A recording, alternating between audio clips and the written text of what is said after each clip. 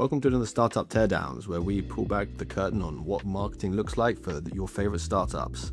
In today's episode, we dig into Revolut's first cold outreach email for their business account proposition, the importance of timing, relevance, and context, and using AI to identify the timing trigger is where people are going to win in cold outreach emailing moving forwards.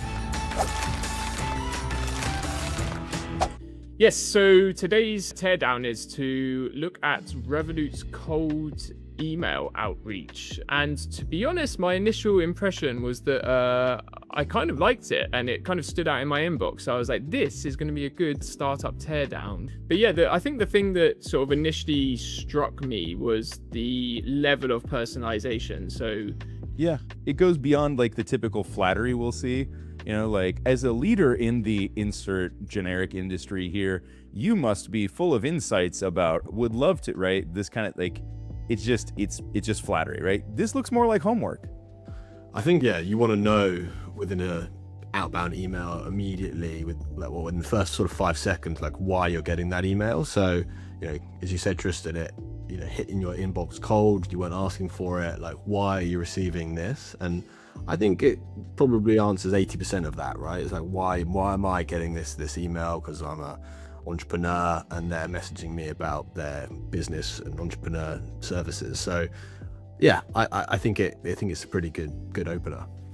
yeah, and the other thing that I would say appealed to me is the fact that it is just short and to the point. You do see some cold outreach emails that are just like a bit wordy, a bit too much context, like a bit waffly, and this is like pretty to the point. So I did actually end up reading it. 300%. And that's what happens, right? So because it respected your inbox, it didn't send you the 6-paragraph manifesto, you could read this email out loud in a single breath, right? That's the goal. And because you know you can read it quickly, you will. When you respect people's inboxes, they respect the content you send them. That's my policy. Yeah, I suppose I completely agree. Shorter is much better than the longer in this. I suppose the only thing I thought could be missing in that opening paragraph is a bit more about like the problem that you may face as a result of that. I think it's not really connected a problem and solution set.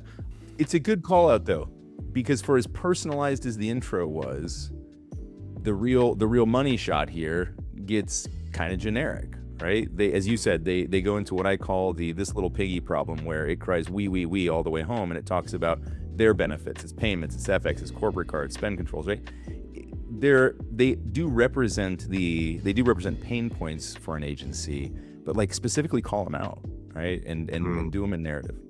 I don't think they've really connected the problem solution set, and as you say, Ryan, that is the money shot here. So yeah, they could have maybe identified one key problem, one key solution, and used that as like the hook to get the conversation started.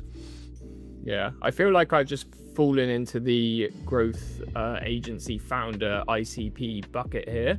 Like they could have just gone a little bit deeper into like, you know, the next level of personalization might have been, oh, these guys work with, you know, loads of freelancers. So maybe, you know, paying freelancers internationally is going to be a big pain point for them. So they're going to highlight that specifically. That would be going a level deeper. That would be super impressive. What do you guys think about that call to action? One of the weakest in the cold email game, right? Worth a conversation. How the hell would I know? Are you supposed to tell me if it's worth a conversation or not? That's your job, not my job. Because if you're asking me, probably not, because I have no idea at this point. Yeah, I would echo that. It does scream AI CTA creation. Tom, what is a good value add CTA that's working right now in direct outreach? I like the idea of, you know, audits or some sort of value up front. You know, they could just say, you know, let me audit your last month's statements and see if we can save you X percentage on your international fees or something like that. That'd be great. And then I'd be like, okay, yeah, I'll jump on a call or send them my bank statement if I wanted to. Bit rogue on a cold email, but something like that I then sort of say, come back to me with like what you think you could save me. And then I've got a value up front, maybe even before a conversation, right? I've seen other ones there saying like, I've just created this audit of your landing page. Do you want me to send it over? It's like, why would you say no to that? It's like a free audit that someone's done.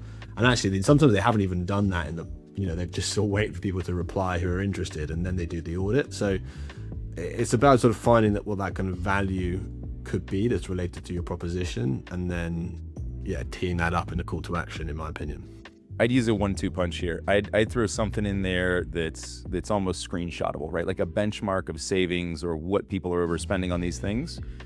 Typical scenario, maybe by company size, and then what the savings look like, and then offer that same audit, right? So like, we can, answer 5 questions and we can estimate this for you. Click here. Something along those lines where they see a picture of what the value might be in the future. The other good call to action that we've seen work really well across other clients is to invite them to curated events. Obviously, then you have to do your direct outreach hyper-localized in a geography. But we've been doing that in London for a few clients, and inviting people to breakfasts that have everyone in their ICP, and it's talking on a specific topic that's going to be really relevant to them. I think now with the advent of AI and automation, there is so much noise out there from a direct cold outreach perspective that is really difficult to stand out. So the call to action, as Tom says, it has to be super valuable, and it has to be something that is really appealing and personalized to the person. And that's something that we've seen work really nicely. Yeah, and I think this is where if we start to get into kind of where AI works and where it doesn't, I think that AI nails the verse, right? Great at hooks, great at research, great at relevance right at the front, and then it completely whiffs on the chorus. Yeah, this is why it's interesting to see this output, because I think my experience so far has fallen short of this, even at the opening level. I think, the LLM outputs, they're still very generic. I'm interested to think through actually how they picked up this data on you, Tristan. How cold is it? Have they gone through LinkedIn?